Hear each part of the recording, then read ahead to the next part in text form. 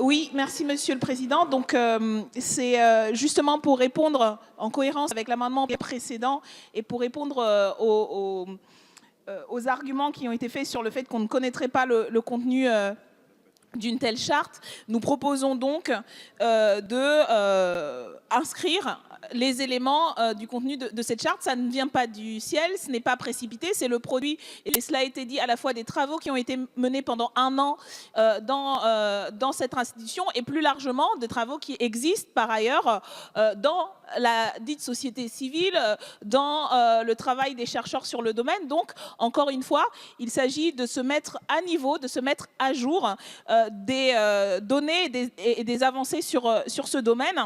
Il nous semble, y compris sur l'argument selon lequel il faudrait faire attention à la Constitution. Il y a eu le nombre de révisions constitutionnelles et de 24, ce qui fait à peu près une révision constitutionnelle tous les 2 ans et demi. Donc, de fait, en repoussant nos amendements, si vous les repoussez, vous signifiez que nous allons faire une révision constitutionnelle à un moment donné dans ce mandat-là, ce qui remet en cause l'argument de la nécessaire stabilité de la Constitution, puisque à ce rythme-là, ce n'est pas une Constitution qui est particulièrement stable. Sur le fond, cela a été dit dans les précédentes discussions, même si c'est un domaine qui avance, il y a pour le coup, des éléments qui sont sûrs et certains sur la question des droits et des libertés numériques que nous pourrions ancrer dès maintenant, ce qui ne veut pas dire qu'ils ne pourraient pas s'élargir ensuite. Nous en avons tout le temps la possibilité, mais soit on prend en compte ce qui a été fait, le travail et les années de recherche sur le sujet, soit on se laisse, et malheureusement c'est ce qui semble être le cas de la majorité, influencé par les lobbies et par les GAFAM qui ne veulent surtout pas ces droits et ces libertés. Non, ça ne va pas, justement. C'est pour ça que nous proposons d'inscrire les éléments de cette charte. Il n'y a absolument aucun argument de fond ni de forme à s'y opposer.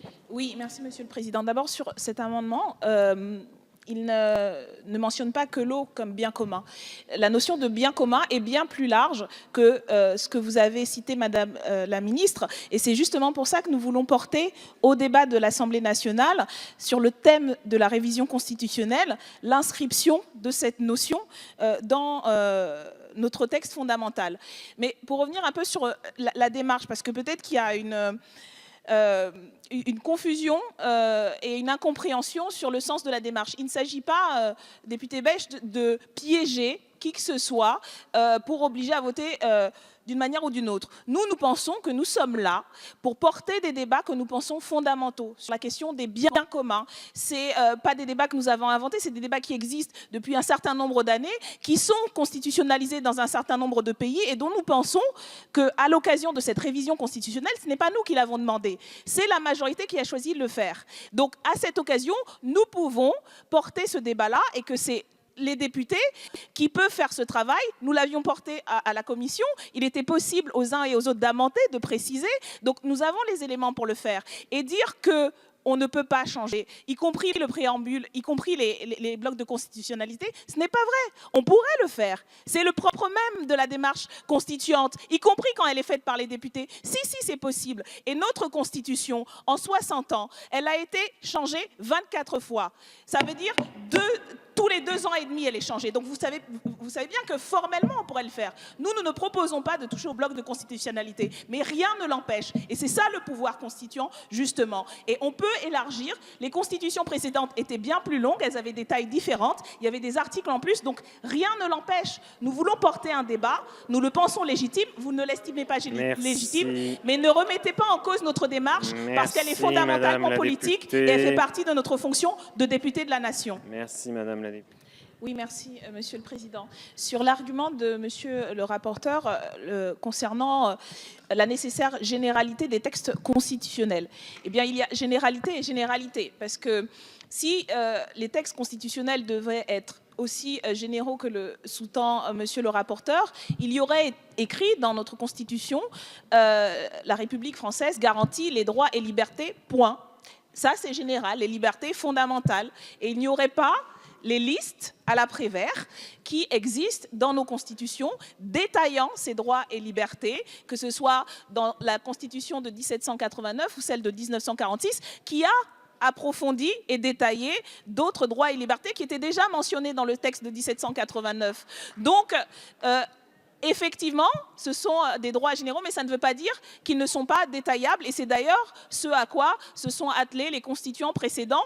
Et donc, l'argument de la généralité ne tient pas, ni d'ailleurs les arguments de Madame la ministre selon lesquels des lois, par ailleurs, détaillent cela, puisque tout ce qui est dans la Constitution, et ça a déjà été dit, tous les droits et libertés fondamentales qui sont inscrits de manière très détaillée dans la Constitution, sont par ailleurs mises en œuvre par des lois ordinaires, etc.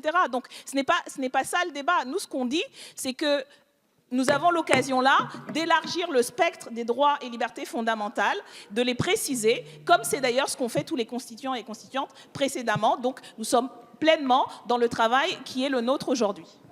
Merci.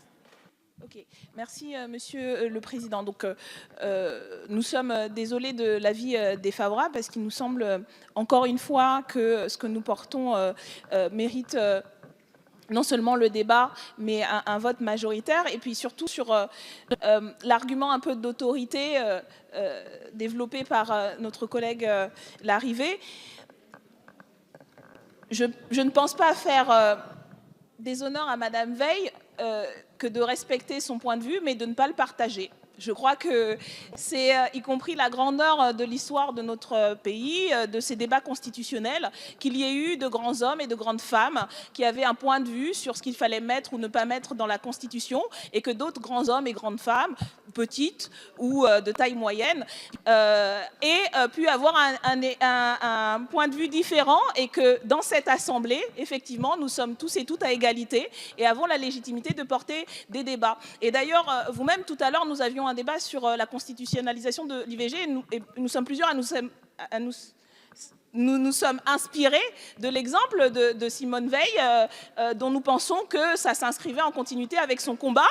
Vous y êtes opposés, ça ne voulait pas dire que vous méprisiez son point de vue, mais vous n'étiez pas d'accord, et c'était tout à fait légitime. Et donc je pense que pour la suite de nos débats, nous continuerons dans ce sens, en honorant, de mon point de vue, justement la tradition de notre Assemblée. Oui, merci Monsieur le Président, parce que nous soutenons cet amendement. Il nous semble que dans la lignée de plusieurs qui ont été présentés jusqu'à présent, il s'agit non pas de principes de simple loi, mais à dimension constitutionnelle, et qu'ils ont valeur constitutionnelle. Ils peuvent avoir une traduction ensuite pénale et autres, mais c'est comme nous l'avons déjà dit pour l'ensemble des principes. Et la valeur universelle, elle est présente dans tous nos textes constitutionnels, y compris ceux de 1789, où l'intention, quand on parle de tous les hommes qui naissent libres et égaux en droit, c'est la dimension universelle de nos droits. Donc on peut se donner ça comme objectif. Et rapidement sur le fond, y compris par rapport à l'interpellation précédente, je pense que sur l'ensemble de cette révision constitutionnelle, il y a plus de 2000 amendements, dont une bonne partie présentés par nos collègues de droite, qui, je suis sûre, considèrent que tous leurs amendements ont une valeur bien plus importante que de la bouillie de je ne sais quelle contrée. Et donc, j'imagine que pour chacun de ces amendements, ils considéreront qu'ils ont valeur constitutionnelle puisqu'ils les ont présentés.